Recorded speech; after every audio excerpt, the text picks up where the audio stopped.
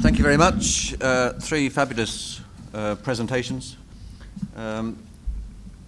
Your opportunity to ask questions or to make other observations. We have one here.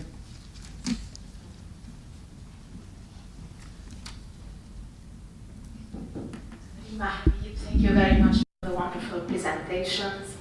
I have a question for Kamil.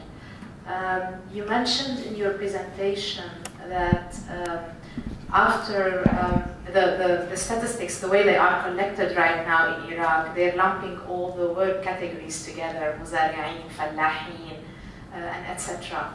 And this seems to be a limitation for research across disciplines.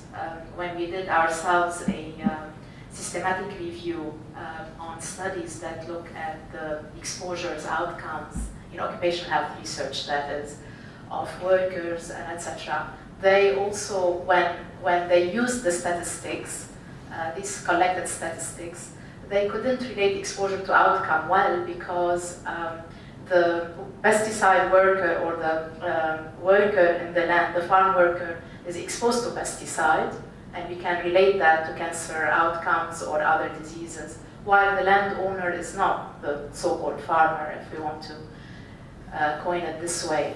So I was wondering, why do you think, is it for ease of data collection, they were lumping these categories together, and what is the impact of such lumping on research such as what you do, economics and other disciplines? Well, are there some other questions? Yeah, let's take 2 or 3, and then we come back. Yeah, no.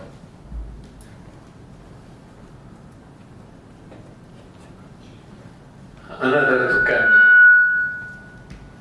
Kamil. What do statistics say about the national production of wheat since 2000? This is a major issue as it relates to what I consider the main economic crime of American occupation of Iraq, where the wheat seed stock was destroyed and then the market opened as a monopoly for Monsanto to sell Iraqi farmers wheat seed, genetically modified wheat seed that are meant not to grow into seed, thus destroying the potential for sustainability of the production of wheat and making Iraq dependent on importing wheat from outside. Okay, so I have a question for the three of them. Actually, piggybacking on Nader's question to Kamil, the effort to become self-sufficient in wheat, I wonder about the production of the inputs. Is there a national program to be producing fertilizer and the seeds, or is that not part of the program? The question to yes. I wonder if you have in your research looked at the commission that President Sarkozy funded and supported in 2009. This was a commission headed by Amartya Sen, Jean Fatouzzi, and the other development economist. This report actually relied very extensively on a long history of feminist economics, ecological economics, and one of the conclusions of that report, I forget the full name, does anybody, the Commission on the Measurement of Social Well-Being, was that GDP is not adequate, not even to measure economic activity. So that's one question for you. The question for Max, I wonder if you have done research on Mahdi in his conversations, meetings with the other members of the delinking movement, what would you say, the Third World Movement.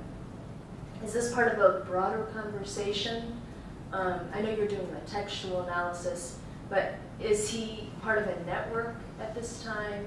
And okay, that's it. Thank you. That's enough for the first round. We'll come back to you. Yeah. Kamil, what do you want to say? Yes. Well, Raymond, why are they editing out these differences, or why don't they recognize?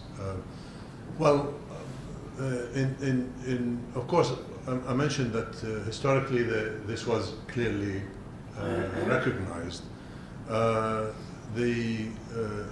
the 70s, the government had the idea that it was going to be managing agriculture in great detail, and was going to be something more equitable in that sense, collective farms, etc., cooperatives, and so on.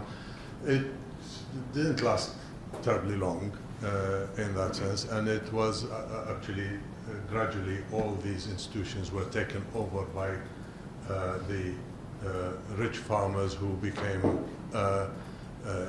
involved with the as power bases for the regime, and the regime was basically interested in establishing itself in the rural areas where it didn't really have a base at the time. But the fiction of this kind of that they've created some kind of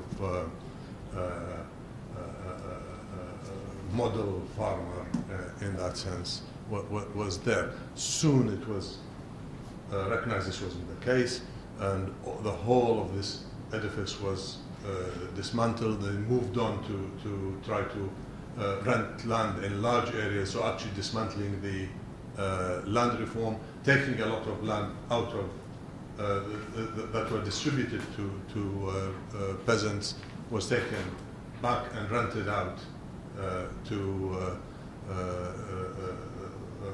farmers in that sense.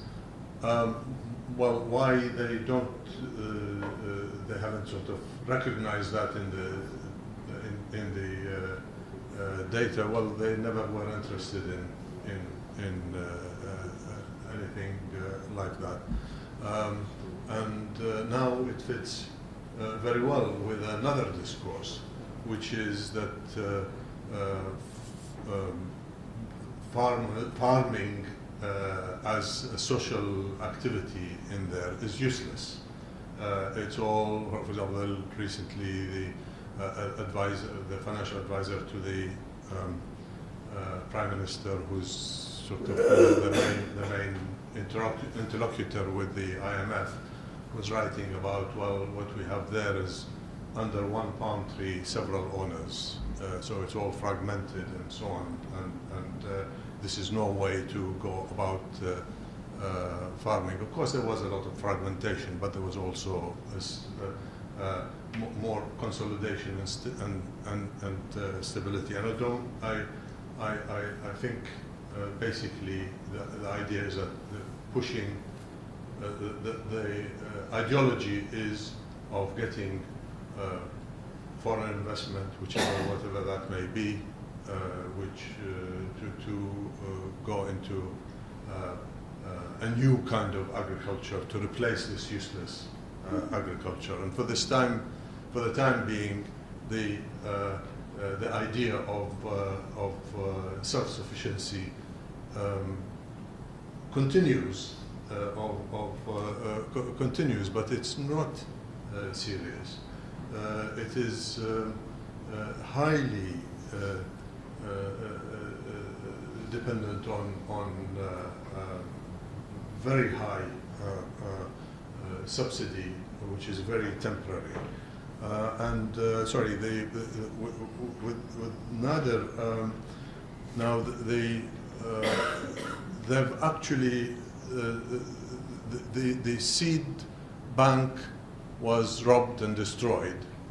The seed production facilities were depleted under sanctions, and then gradually sort of were being revived after the loosening of sanctions a little bit, they were destroyed in 2003 again. So there is effectively very little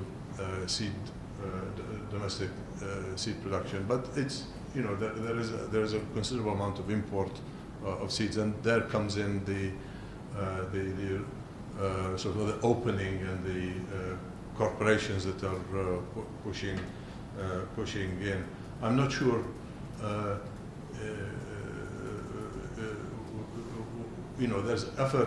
There's talk about producing seed domestically or improving the production of seed. There is now, under the present financial crisis, a sudden awakening that the inputs industries have been decimated and ignored, and there was a deliberate attempt deliberate work to undermine the public sector. Much of that was in the public sector, not in the private sector. So there was a deliberate attempt to run this down, to sell it off, and frequently selling it off not as a running concern. Now there is a realization that this cannot go on, but I don't think the powers that are in charge will be willing to do anything about it. Sorry,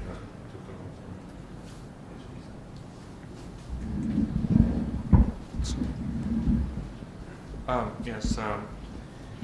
Actually, I'm not aware about the initiative you talk about from France, but there are many attempts saying the GDP is not appropriate, adequate, and theoretically, actually, it's a partial picture because it doesn't reflect the stock part of the economy at all. The concept is overflow. Officially, the United Nations revised SNA rules probably every 10 years, and changes such as the how to deal with research and development used to be its expenses, but now investment. But I believe it's so difficult to totally deny SNA, I even think the accounting principle SNA has become the source of sort of ideology itself. But what we can do is modify it, and there's a way to modify SNA for the benefit of the not only urban sector but the rural sector. That's something I believe.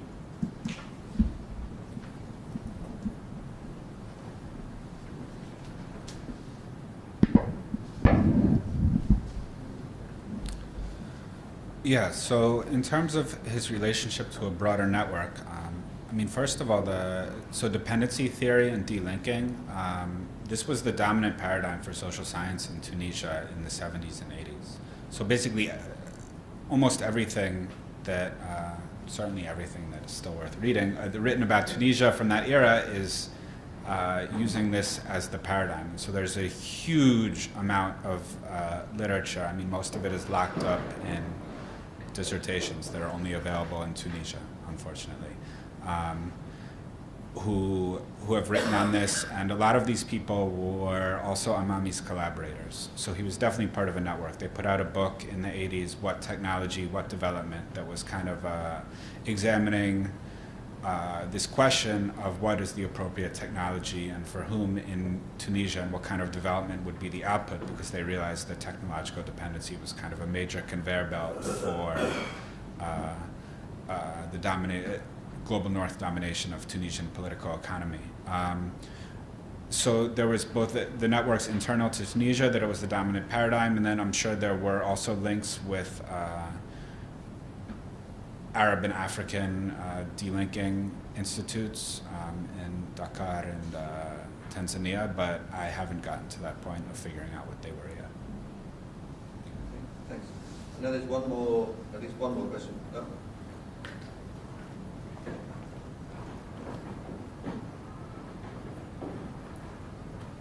So, hi, my name is Kareem. So I have two questions. One for Kamil, because we started talking about a couple months ago, but I think we never finished, was the question of Daesh and what happened to, because I think they used wheat subsidies as one major form of actually getting to money. So there's a whole story, and I read a little bit about this, of them using wheat to actually get money from the state somehow, or using these, I don't know, they stole wheat, they forced farmers to sell wheat to them, then resold it. So that'd be kind of interesting to hear a little bit something about that and how that plays in that final gross figure in terms of how much more wheat is produced or not. And then for Max, it's really more of an observation. So one of the principal characters here in the development of kind of this hydraulic mission ideology / nationalist, semi-nationalist development is a certain guy called Raymond here in Lebanon. And I just found it quite striking how, even though he also is very much somebody who walked, for example, the whole of the Litani and you know, just to really know the river and actually knows what's going on, but then turn to completely different solutions, which was the large dams or hydropower, or in that sense, and it kind of, I mean, it's really only an observation, but it illustrates how the context where you have a more progressive movement, and then you had here Lebanon being the kind of completely liberal state and completely, you know, focused on capitalist development, also brings with it these different technologies. So I think there's, you know, it's just, yeah, an observation. Okay, thanks. Do you have any more comments? Yes.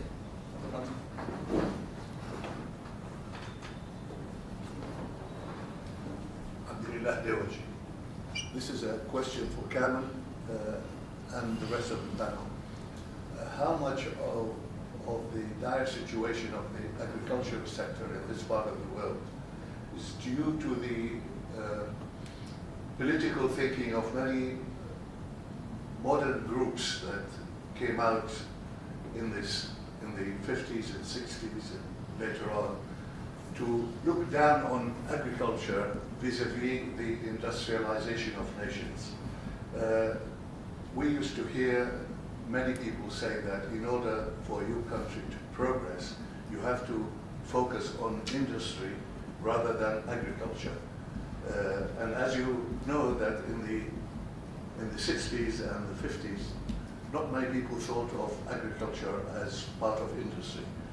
Rather, it is a separate sector from industrialization.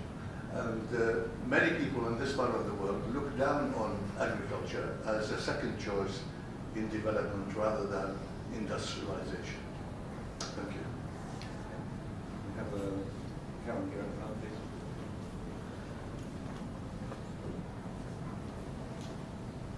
Hello, Karen Raymond from the University of Kentucky. I think I maybe have the exact same question actually for Max. To what extent is El-Yemeni thinking of his delinking and his model of kind of local agricultural development still based on a very modernist and productionist sensibility about agriculture, and potentially discounting a more diversified, subsistence-based, smallholder type economy? I know that in Morocco there's a sense that oasis farming and diversified production is not modern, and I'm wondering to what extent even the kind of delinking and leftist sensibility sort of subscribe to that modernist productionist model. Thank you. Yeah, One more. It's a question for you. It's a question for Yasu or others, but since he works really in the UN agency world, I mean, to what extent is discipline kept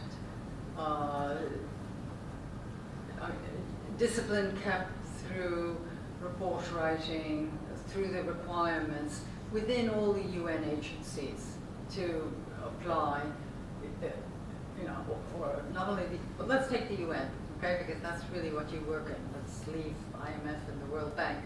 I mean, is there because what you're describing is a situation where you're very unhappy, so are we all, with the devaluation of, for example, the rural sector and other things. Is there any space within these powerful agencies for people working in them and to be, you know, developing side models these days? I mean, it partly, I mean, it's a more practical question, because we don't have the autonomy of state agencies that Max is really talking about across the region in many ways. So I'm interested, you know, is there the thought of Sarko, you know, organizing something or other, which I presume, I never heard of it, I mean, died like fizz, talk shop, I presume. But the UN agencies are big. ESCWA used to have a different kind of profile than it does now. But is there any space within those to be developing little pilots, little trials for a model that can evaluate things slightly differently?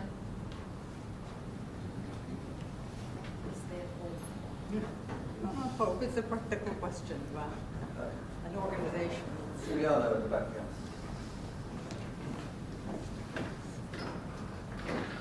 Yeah, just a question for Max. My question is on the same line of the last question you were asking, you know, and it's about the linking. I mean, I was kind of surprised by the way you have used this concept, because, I mean, this is my interpretation of Samir Amin's notion of the linking. It had a strong political imperative, right? It was, it was the idea behind the non-aligned movement in many ways. So instead, you are reframing the use of the concept, you know, bringing in the notion of agroecological research, you know, combining the engineering and local knowledge, which is possibly an advancement. But then I'm kind of a bit perplexed by the way you use the notion of scarce resources. Because Samir Amin has a huge critique of the kind of bourgeois way, you know, to see the notion of scarcity as a natural sort of thing. To Amin, instead, the notion of scarcity comes from, you know, unevenness in access to resources. So there is an issue in Samir Amin's understanding of the linking when you refer to changing internal structures of production, which is also connected to the, you know, to the different distribution of resources among different classes and groups. So I didn't see this, I mean, I see a lot of political ecology in your talk, but not enough of political economy in a sense. You know, in a sense that, you know, I can't really get, you know, a sense of how the scarcity of resources is a result of a particular set of power relations that create, you know, people that access resources in a way and people that do not access resources. So, I mean, I'm seeing the lack of this political imperative, and the issue seems very much reduced to a technical question. So, I want to see if this is my misinterpretation or if this is yours. Thank you. Okay, thanks very much. I think we'll draw a line under your input into this session. We now come back to the panelists, and we'll go in reverse order. So, next, please. So in terms of whether agriculture was neglected in terms of the political thinking, I would say in Tunisia this was mostly but not entirely the case, but I think this was also the result of the political coalition that took power after independence. So while you did have a certain element that came from the kind of medium-sized capitalist farms or small, medium family farms in the country's east, you had primarily an urban petty bourgeois in alliance with trade unions. And there was also a rural guerrilla movement, but they didn't have any political representation in, I mean, except to some extent Ben Yusuf, but not really in the post-colonial leadership. So they were unable to put forward any sort of program for rural-centered development, despite the fact that they did have a role in the actual confrontation with colonial power that led to independence. And So shortly afterwards, even the trade union, the UGTT, dropped its program for rural development very quickly, and subsequent rural development was entirely top-down, although it also, of course, it accommodated the large capitalist sectors. Whether or not Amami was still based on productivist or modernist principles, I don't think so. I mean, I think that may be more an effect of kind of the selective way I had to read him, because it was a short presentation, rather than what he had to say. I mean, there were, he called for research programs into cacti, camels, dates. So the kind of his work was actually, most of his work, he's most strongly identified as having focused particularly on recovering knowledge and recuperating knowledge of the indigenous hydraulics. So I would say it's more, maybe even more the opposite, that I was focusing on certain things, but he was actually focused very much so on what was indigenous to Tunisia. In terms of whether or not there's political economy, well, I don't know. I mean, I would say that this is a function of, in some ways, of how political economy is understood. I mean, there is an urban, there's been always a strong urban bias in dominant strains of Marxism, maybe less so in Samia Ramin, but I mean, I think there is still always an emphasis on industrialization, and this is kind of what the Soviet model has put upon Marxist thought post-1917 is an equation of industrialization with redistributive models of development. And that's far from the only model, and it hasn't necessarily been the most successful model. I mean, we haven't had any successful models. I mean, whether or not, I don't think that there is a possibility for development without focusing on the rural sector, and there is no democratic development of the rural sector without a strong rural political movement coming from the bottom up and coming from the most dispossessed of the rural sectors. So I think it's just a question of where I intervened in the debate, which was about the study of what kind of knowledge would be necessary theoretically for auto-centered form of development that is based on the most dispossessed of the rural sectors in any place and time. And so I don't think it's a question of a different reading of Amin. It's just kind of, I used Amin selectively to make a specific point about delinking and how it related to Dawidar and how this related to Salahuddin al-Amami's thinking. I don't know if that's satisfactory to you, but that's my answer. Thank you. Thanks.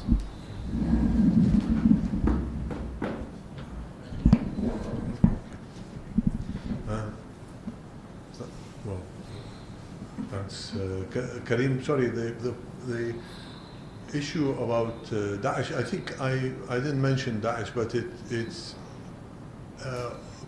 part of the corruption in the procurement of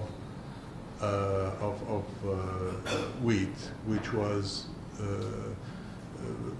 suspected, and I think it's probably behind some of the delay in payment of wheat, of paying farmers in this case. It was the issue there. But in 2014, there was wheat was being delivered to silos, and well, obviously Daesh needed wheat for its own so-called state in that sense, but there is a certain amount which was probably suspected to be coming from outside, close to the border areas, and then claimed as domestic wheat, and obviously bought at lower price externally, and brought in and claimed the higher subsidized price. I don't know. I mean, it was reported. It was reported by by managers of a manager of one of the silos was suspecting that and saying it is reported it to Reuters and was.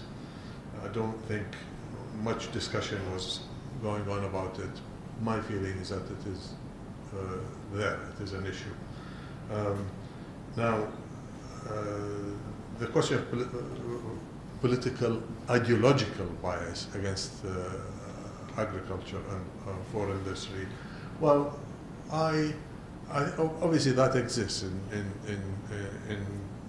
At the time, this was a major question, sort of in this way. But in practice, I don't think this was the case. For example, you would probably remember that the slogan of the Ba'ath regime in the 70s was "Al-Zira'a naftun da'im." So agriculture was as a permanent oil revenues, meaning sort of not depletable in that sense. And there was a certain amount of investment in agriculture as opposed to investment in the 50s under the development board, which was in water. That was dams and so on. Most of the funding went there, and the land was left out of it. There was actually a certain amount of focus. A number of the projects that were started earlier were taken more seriously then, but it all fizzled out. It isn't the sort of the position against agriculture as such. It's the way in which agriculture was approached, top down, managed completely, and the model, and of course the whole failure of the system in every other respect in Iraq, with the sort of the consecration of the dictatorship and the wars and so on. So, yeah, I think there's a lot of misconception that there was serious interest in agriculture before before the land reform, and that the land reform destroyed agriculture. My view is completely against that, and I have I've sort of I don't want to go into it now, but I think the feeling that, well, Iraq used to export grain, and then after land reform started importing grain. Well, the cause was land reform. Well, there's a big issue about that, and I don't accept it in that sense. Thanks.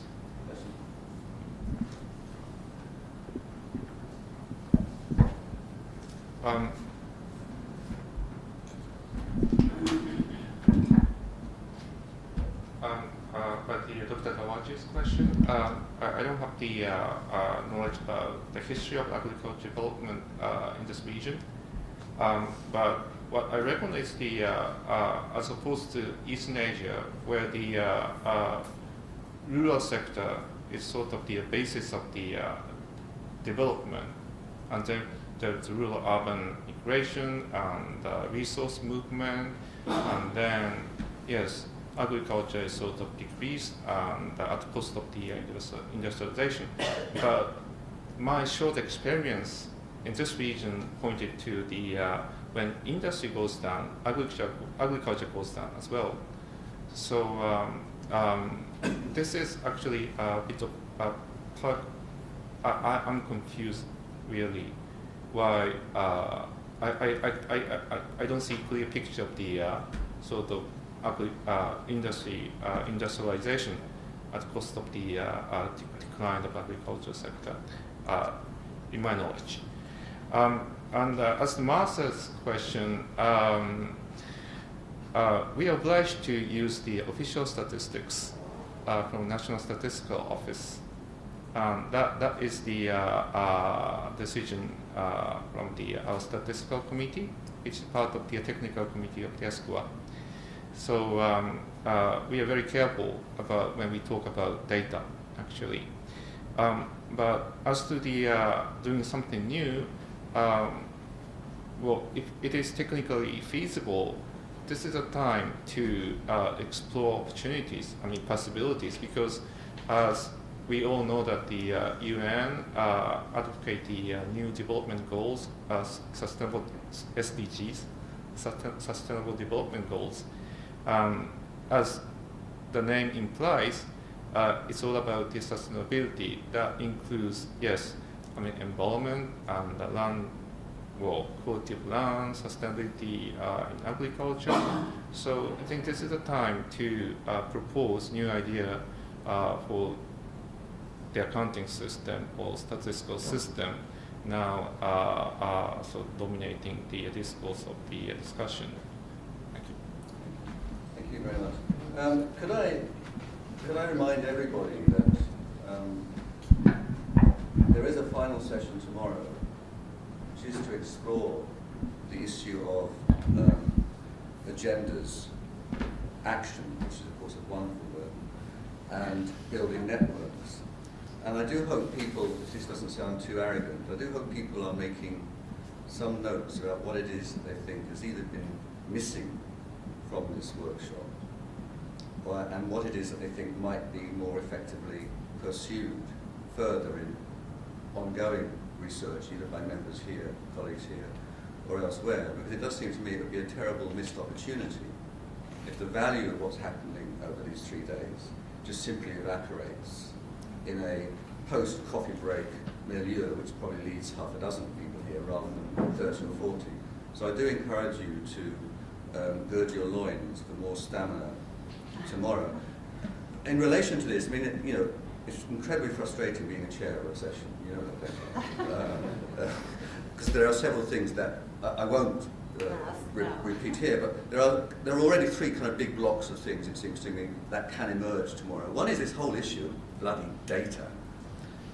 Phil Rakes, the late Phil Rakes, wrote a book called Modernizing Hunger in the 1980s. It is still the most fabulous analysis of how, where, and when, and under what kind of social conditions famine emerges.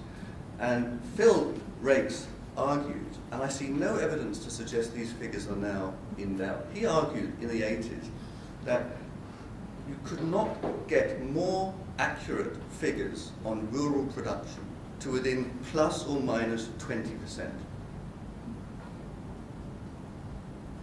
Just reflect on that, plus or minus 20% in terms of accurate accounting mechanisms for rural production. Now, where the hell is it going, and why does he make that kind of assertion?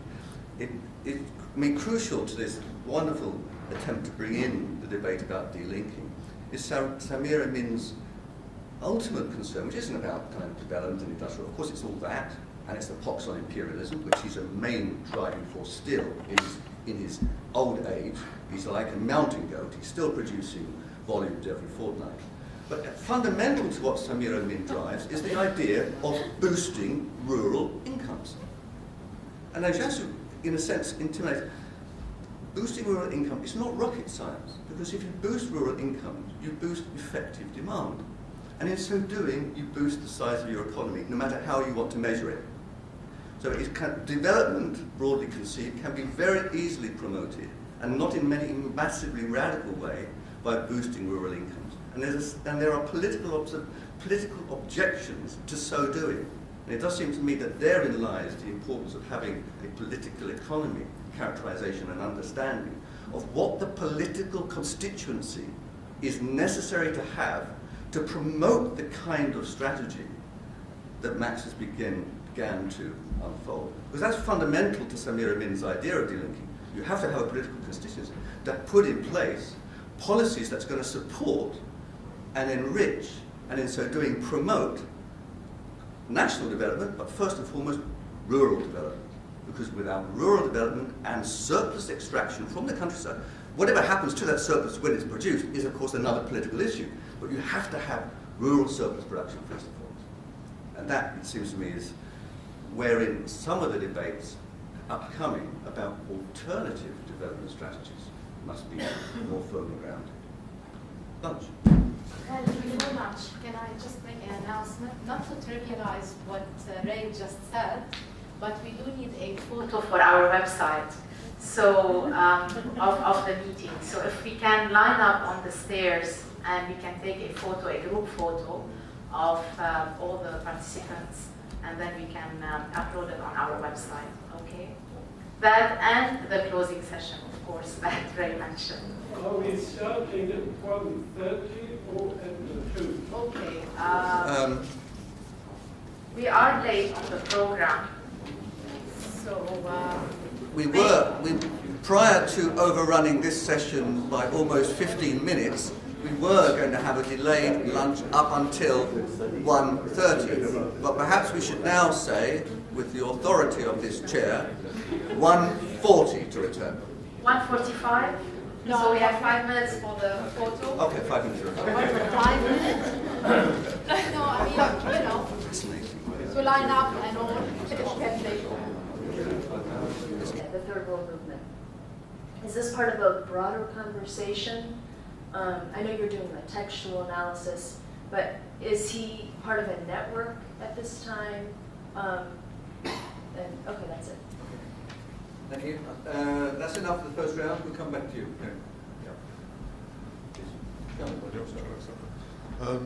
Yes. Well, Raymond, why are they editing out these differences, or why don't they recognize?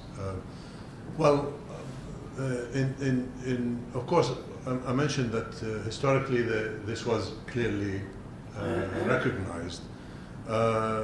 In the 70s, the government had the idea that it was going to be managing agriculture in great detail, and was going to be something more equitable in that sense, collective farms, etc., cooperatives, and so on. It didn't last terribly long in that sense, and it was actually gradually all these institutions were taken over by the rich farmers who became involved with the as power bases for the regime, and the regime was basically interested in establishing itself in the rural areas where it didn't really have a base. Thank you very much. 3 fabulous presentations. Your opportunity to ask questions or to make other observations. We have one here.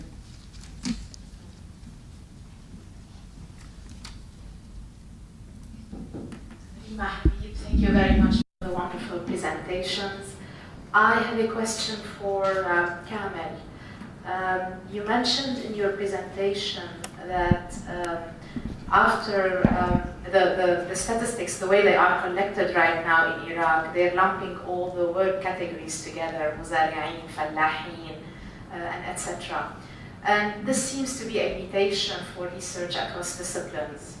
When we did ourselves a systematic review on studies that look at the exposures, outcomes, in occupational health research, that is, of workers and etc. They also, when they used the statistics, these collected statistics, they couldn't relate exposure to outcome well because the pesticide worker or the worker in the land, the farm worker, is exposed to pesticide, and we can relate that to cancer outcomes or other diseases, while the landowner is not, the so-called farmer, if we want to coin it this way. So I was wondering, why do you think, is it for ease of data collection, they were lumping these categories together, and what is the impact of such lumping on research such as what you do, economics and other disciplines? Well, are there some other questions? Yeah, let's take 2 or 3, and then we come back. Yeah. No.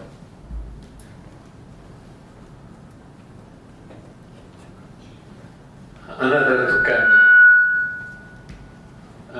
What do statistics say about the national production of wheat since 2000? This is a major issue as it relates to what I consider the main economic crime of American occupation of Iraq, where the wheat seed stock was destroyed and then the market opened as a monopoly for Monsanto to sell Iraqi farmers wheat seed, genetically modified wheat seed that are meant not to grow into seed, thus destroying the potential for sustainability of the production of wheat and making Iraq dependent on importing wheat from outside. Okay, so I have a question for the three of them. Actually, piggybacking on Nader's question to Kamil, the effort to become self-sufficient in wheat, I wonder about the production of the inputs. Is there a national program to be producing fertilizer and the seeds, or is that not part of the program? The question to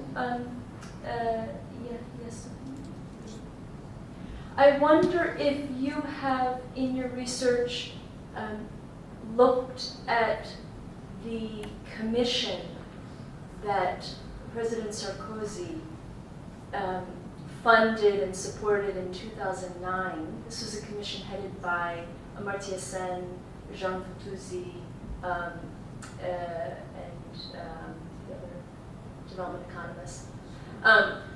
This report actually relied very extensively on a long history of feminist economics, ecological economics, and one of the conclusions of that report, I forget the full name, does anybody, the Commission on the Measurement of Social Well-Being, was that GDP is not adequate, not even to measure economic activity. So that's one question for you. The question for Max, I wonder if you have done research on Mahdi in his conversations, meetings with the other members of the delinking movement, what would you say? At the time. But the fiction of this kind of, that they've created some kind of model farmer in that sense was there. Soon it was recognized this wasn't the case, and the whole of this edifice was dismantled. They moved on to try to rent land in large areas, so actually dismantling the land reform, taking a lot of land out of that were distributed to peasants, was taken back and rented out to farmers in that sense. Well, why they don't, they haven't sort of recognized that in the data. Well, they never were interested in anything like that. And now it fits very well with another discourse, which is that farming as a social activity in there is useless. It's all, for example, recently the financial advisor to the Prime Minister, who's sort of the main interlocutor with the IMF, was writing about, well, what we have there is under